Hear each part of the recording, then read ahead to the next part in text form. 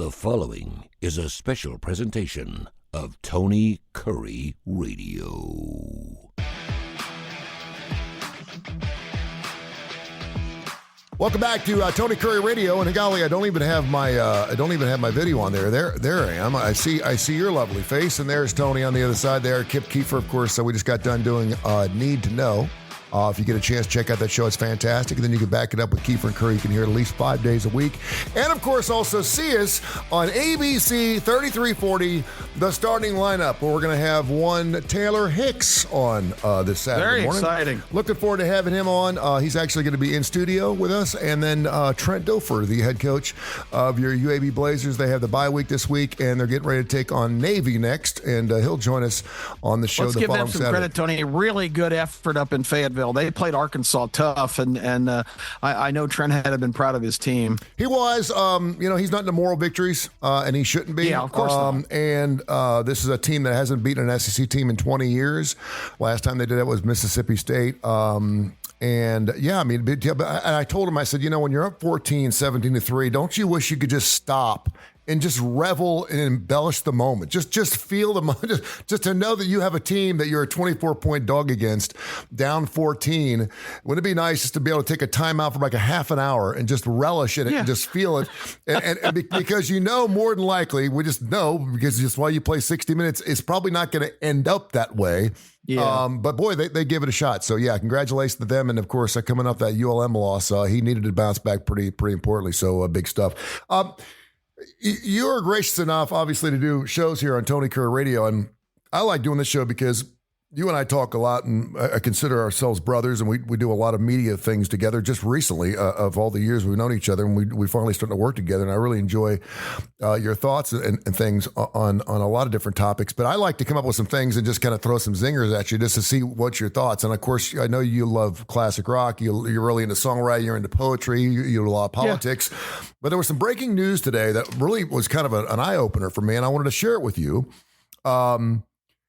Sean Diddy Combs is in some trouble. And I know Big trouble. Yeah, you probably saw the video that came out several weeks ago.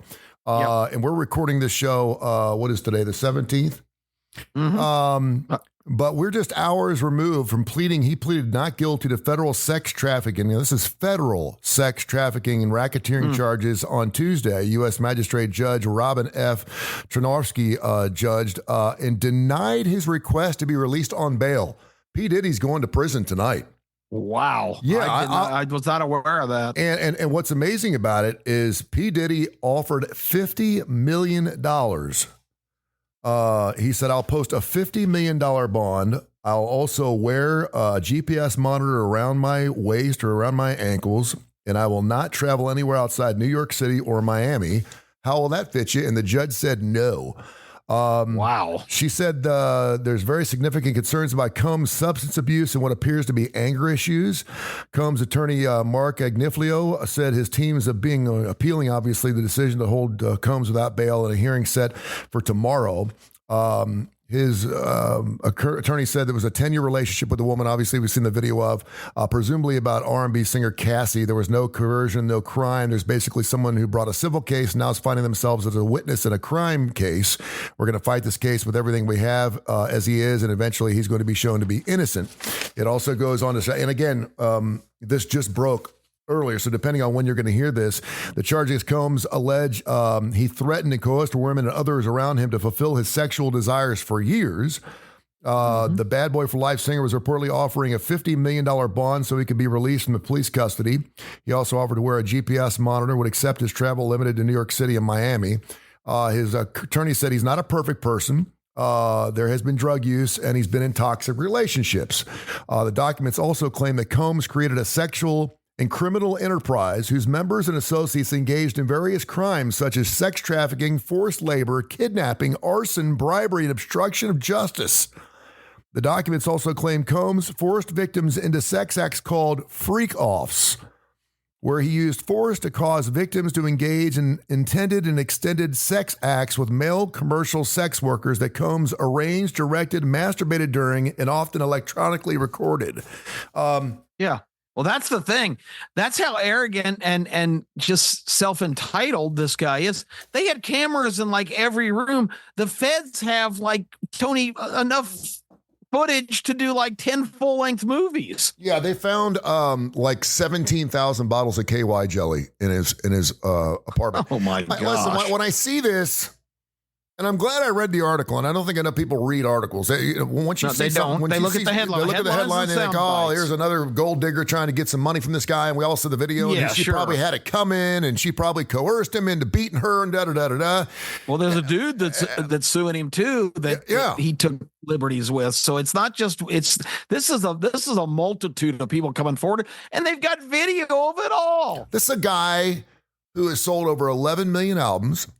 He has won 3 Grammys. He's been up for 13 Grammys. He, of course, has his fashion line, which is just as famous as his music line. He, according to Forbes magazine, is worth somewhere between $1.7 and $1.8 billion. He's 54 years of age. He's going to turn 55 coming up in November. And just as a dude, I'm thinking to myself, and I remember thinking about this when Cuba Gooding Jr., remember a couple of years ago, he got caught. He was groping breast. He would go in restaurants or whatever, and he was starting to grab women, and he would get to know these women or something for a short period of time, and he'd grab their breast. And I don't even know where that case is. Yeah, that kind of disappeared. You got the R. Kelly situation. You got the Harvey Weinstein situation. You got the Al Franken situation. You get the Kevin Spacey. You get the Bill Cosby. I mean, I go on and on and on. And as a like uber wealthy person, I've always thought to myself, number one, I should never be behind the wheel of a car if I'm drinking or drugging. No reason to be. I've got more money than I could buy Uber if I want to. There's no reason why I should ever be driving. I should no reason why you should ever get a DUI, period, if you're a celebrity. And second of all, you would think you'd have women throwing themselves at you, which they probably do, and you never have to probably pay for sex. You probably should never get, unless you're just an absolute freak, like it appears he is, to get involved in this kind of stuff. And it just, to me, it's starting to feel like, and you know, I talk a lot of rock and roll. Man, I've been backstage at a lot of shows. I know you have been too. I've seen some things that I can't share in this show, and this is an adult show. Some things I don't want to share that I've seen, that I've done, that I've been asked to do. And of course, you know, it was the 70s, 80s, 90s. It was a different time. Doesn't mean it was right. But I've seen and heard some unbelievable stories about, you know, there's been stories out there for years about Bob Dylan. He's got like 23 children. I don't know. You know, you hear these stories and it's just, I just wanted to get your thoughts on that because I consider us both, I've made mistakes in my life. I'm not saying I'm perfect and no one is. And certainly I've been in some situations where because of what I was doing, and I know you've been in the public eye a lot in what you do for your work and your voice is well recognized. And certainly there comes a lot of power that comes with that. But seeing this, I'm just starting to believe that just every dude that's in Hollywood is just a scumbag piece of crap. I don't know how else to put it. And I just want to get your thoughts on it. I can't believe that they're not letting him out on bond. That means there's something there. That is stunning. Because Sean P. Diddy's in prison right now, which is hard to believe. And he's gonna be in prison for a while because it's gonna take a while to get through all this stuff. A guy worth $2 billion in net worth, I mean, is spending the night on a. Can you imagine? I mean, he's scratching his head, going, "Last night I was sleeping in an $18 million bed." With whoever and whatever I wanted, doing whatever, and now all of a sudden I'm going to be in an 8x10 cell by myself for the next a year and a half. I mean, that's how quick it can turn at a dime. You know, it reminds me sort of remember when Tiger Woods' father, Earl, passed away, and Tiger just went wild for almost a year, and all that got documented. Of course, it cost him his marriage, famously chased down the driveway by his outraged wife with a 7-iron and crashed his car into a telephone pole trying to get away from her.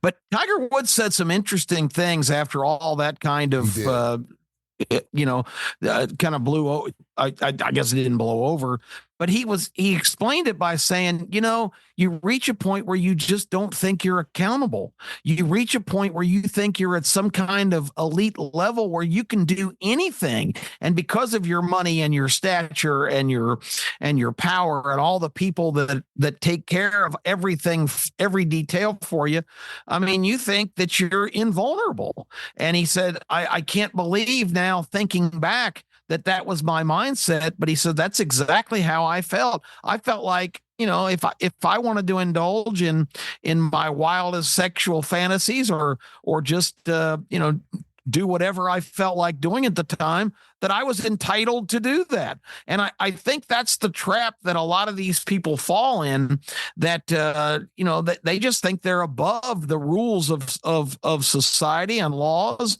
And it's really kind of an astounding thing, because, I like to think that if I had ever been in that position, that, I would still have the core judgment and character and integrity and decency, where I could never allow myself to do something like that. But I guess I've never been in that circumstance. So, who am I to say? I don't know. I can't put myself in those shoes, but that's the only explanation for this completely irresponsible and just, I mean, in P. Diddy's case, good grief, the things they have on him are just shocking. It's weird. And you just said something, and I'm so glad you brought up the Tiger Woods story, because he was so candid about that.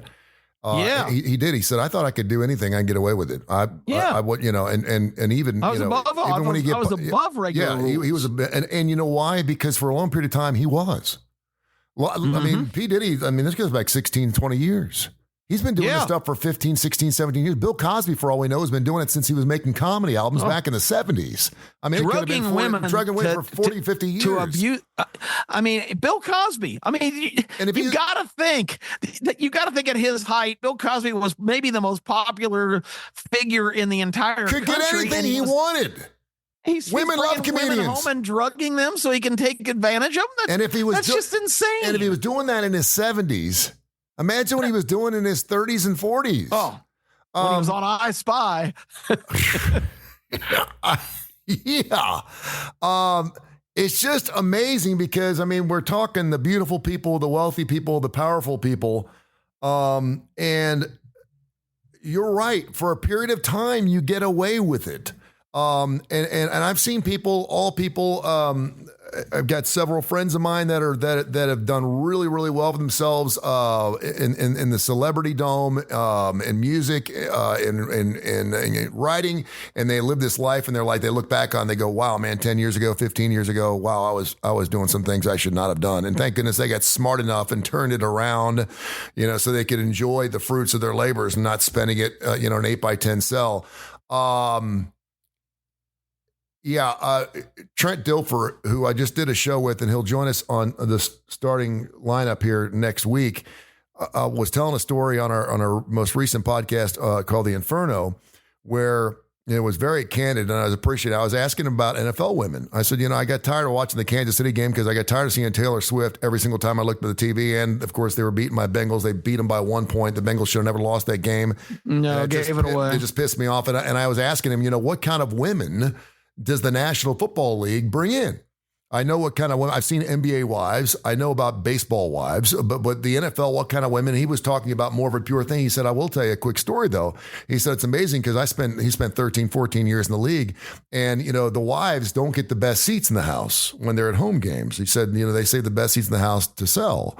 And so they would put all the wives together, and it would be nothing to see almost every home game to see a dude's wife sitting right in front of his girlfriend in the wife section.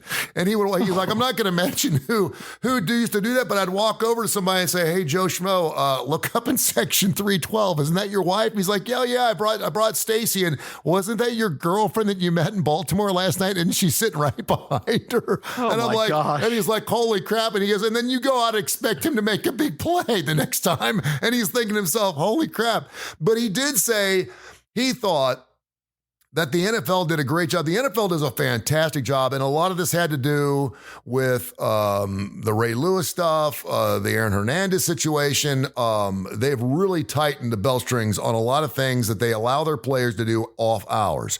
And he said there's a group of NFL people that work for the league, not for the teams, not for the owners, not for the players, but for the league themselves that follow these guys around. That's all they get paid to do is follow these guys around from bar to bar, and they're standing out seeing places going, you ain't coming in here. Nope, it's time to call it a night, guys. It's 1 o'clock. Go home.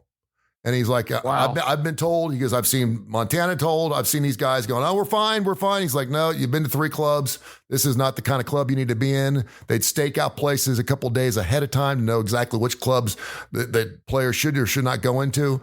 And he said, they can still do whatever they want, but the guy's like, nope, you're not going in here because, and they would set up traps for some of these younger players with women, and would have women come in and would say, oh, so-and-so, I just love your playing style and blah, blah, blah, blah, blah. And they're knocked down, drag out, beautiful. And you're talking to this new 19 and 20-year-old kid who just signed a $50 million bonus that he's got $50 million in the bank. He's got all the money in the world. He's a superstar. He's good looking.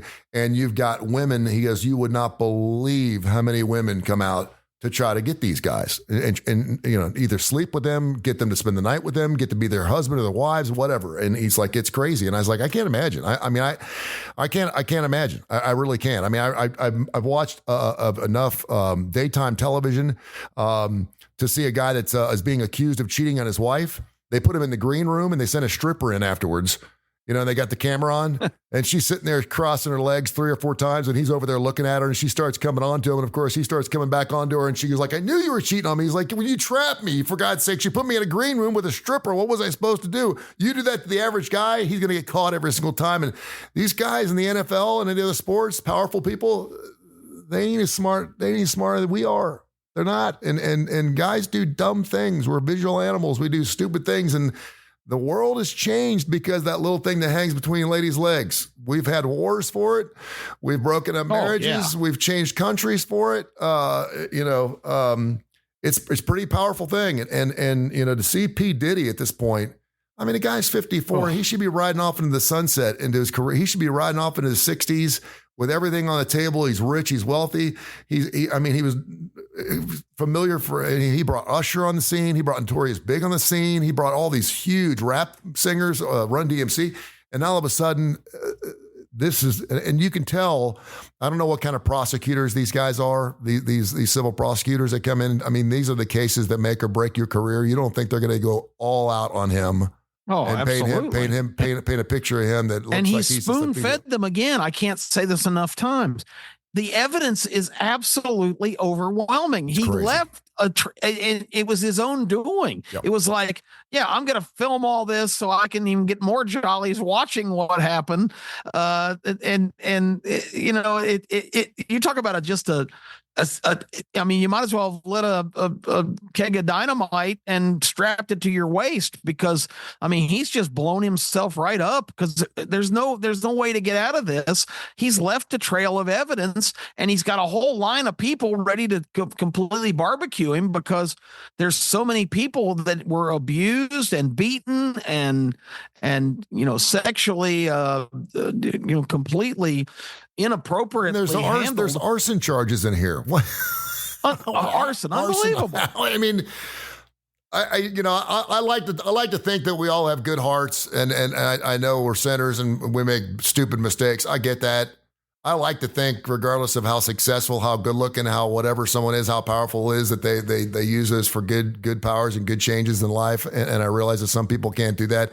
When I see something like this, where he's just put it all out there and basically made his own case against himself, I think about the 100,000 other celebrities that maybe even B actors. Maybe they had a B role in Star Wars: The Return of the Jedi. They never made it to the A-list, but they've got that tape. Whenever a woman comes over to the apartment, they can pop it and go, yep, that's right. There I am right there. And that will bet a woman, because he was in Return of the Jedi. I can't help but think how many dudes and women, I guess to an extent, have used their power to do things with people that they really didn't want to do, but they did it because they were with that person. And at any time, someone could come out and claim that Gene Simmons fathered 6 of my children. And there ain't a damn thing he can do about it. If it's true, and and he will admit that, his marriage almost broke up 4 or 5 times because he couldn't keep his hand off the women. Could you imagine how many women and what kind of stories would come out against Gene Simmons of Kiss and how he's still walking outside the bar cell and not inside of it? I mean, it's amazing. It really is. It's astounding. And I guess, again, I like to think, Tony, that if I was in that position, that I wouldn't just chuck away my morals and my integrity and everything else. But I guess until you've walked in those shoes, how can you say how you would react when everything is presented to you that way? And how far would you take it if you just felt like you were invulnerable to any kind of repercussions? And God rest his soul, but I mean, even Kobe Bryant. A guy that a lot of people are like, we can't bring that up yet. Oh, well, I don't know when you can bring that up. But I mean, he had a woman come up to his room basically wearing nothing, saying, I want to be with you. And you're Kobe flipping Bryant. And he was really young at the time. Yeah, but I mean. 22 or something, yeah. But he knew he was going to be a superstar. He knew he was going to be a top 5 guy. He was already one. And okay. I mean, he was married. I mean, just think about all the things he had, and again, it's funny because to get 15 to 20 minutes of pleasure, to be willing to throw all that away. And listen, I'm not preaching. I've done some stupid stuff too. I mean, I'm here to tell you, but you're right. We always sit with everyone and go, "What are you thinking, dude? You're such an idiot. You're rich and you're doing this." And Aaron Hernandez, what the hell were you thinking? You don't need to be killing people. But until you're actually in their shoes, you will never know what it's like. And you're like, I'm just telling you right now, I don't give a shit. I'd be in their shoes, and I would never do that. You don't know that.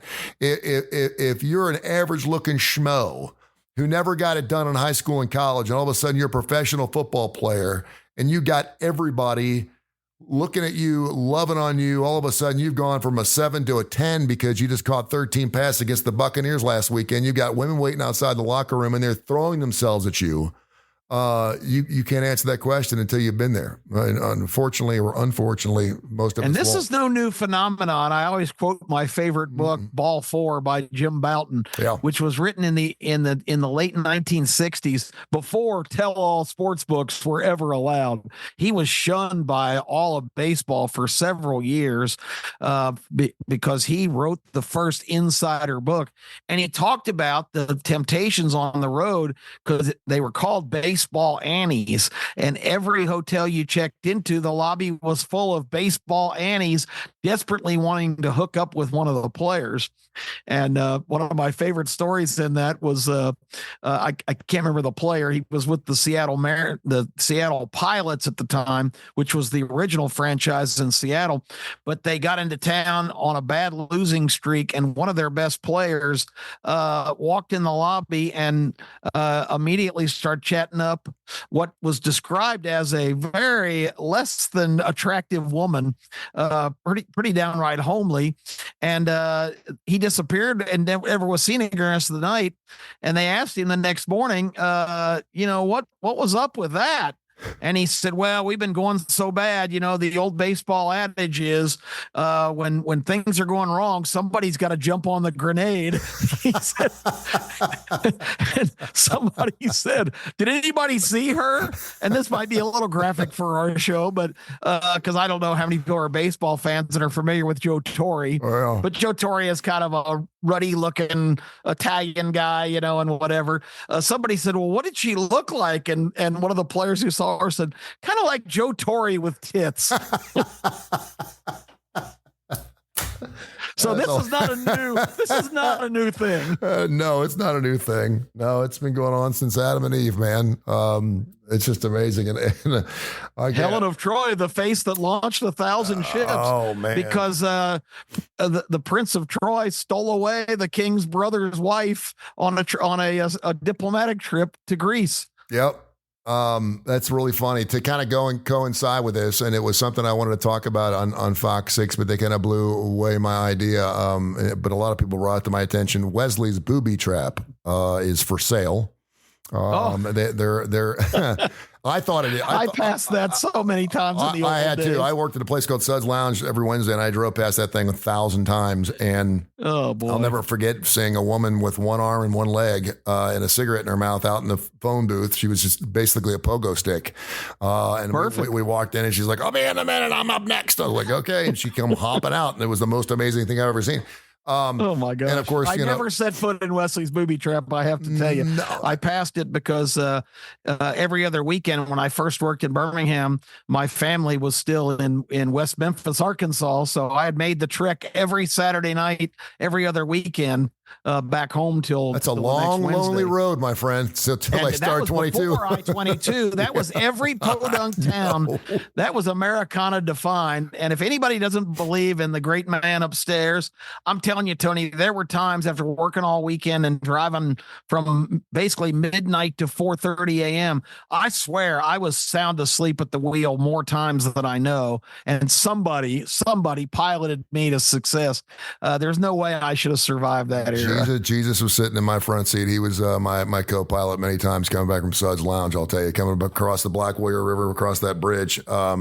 Yeah, there's no doubt. But that place is for sale. And then I'm also hearing that the West Valley Ballet, Sammy's, is also going to be closing up. And I'm bringing this up because those are two places that used to attract a lot of these. Sammy's was an institution here. I mean, it really was. Been here. And it was classy for a long time. I used to do remotes there. I used to do a remote once a month there. Once a month I would do a remote with Rock 99 at Sammy's. And I do it because it was a classy joint. Hell, at one point they were serving dinner up there. You can eat, had spaghetti dinners and stuff. And I mean, it was a strip joint. But and it was never a scungy place like in some other big cities. Oh. There's a row of strip clubs in Tampa. Now, I've just heard about this. Of course, I have no personal experience, but there's a row of clubs on one stretch in Tampa, and they're the raunchiest places on the face of the earth. I mean, you go in there and it's like, what did she just do? You got to be kidding me. I know. No, that's probably far enough. We've gone. And I'll never get that too, because I'm like, she don't want to be with you, man. She just wants you to keep pulling out those singles. Just keep pulling out those singles. And that poor guy sitting at the end of the bar in his nice leather suit, looking there going, okay, I don't know what this is going to look like in about 3 or 4 hours, but you're going to be broke and she's going to be riding home with someone else. Oh yeah, that's the way it works. And I had a good friend who was really a strip club aficionado. And, I went into one of the clubs in Atlanta with him one night, and he demanded to see Victoria or somebody who was a regular performer there. And she came back and he said, well, you might as well settle in here. I got about $400 in my pocket, and I'm not going to be happy till you have every single dollar. Wow. And he wasn't looking for anything. He just liked the experience of being, flash some cash and have her right at his beck and call. So, who knows what makes people tick? I'm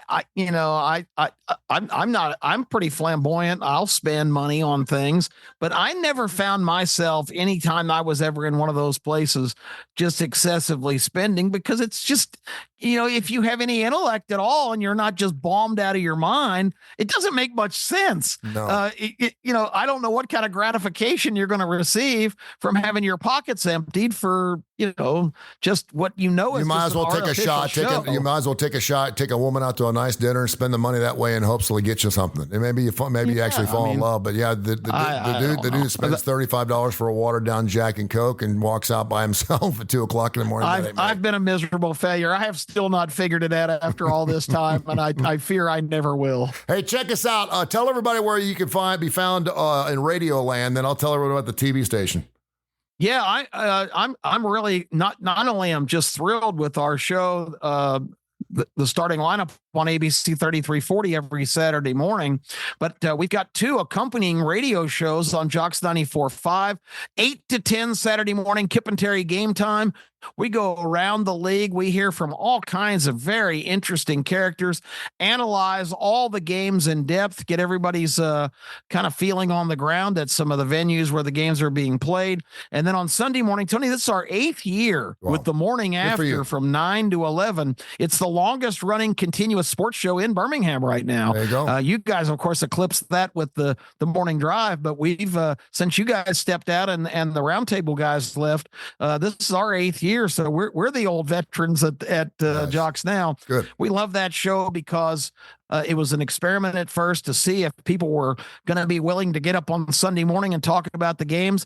And that in the first 3 weeks of the new season, phone lines are jammed. You can't get in. It's absolutely fantastic. Excellent. And we've got some of the most luminary callers and sports figures and major people from national shows gravitating to our program. So it's great. If you love football, Keefer, Kurre, Keefer Quillian, the legend, Case Keefer. We dominate the airwaves here on weekends for football in Birmingham. And check out our K4 Wins website too, k4wins.com. We pick ball games, and I hit my game of the week at Boston College the first week, hit my dog of the week. I know you hit your game of the week the first week, and we are picking games left and right. We're doing a fantastic job on that as well. So we'll give you some I went winners. 1-1 this week. Thank you, New Mexico, for covering against Auburn.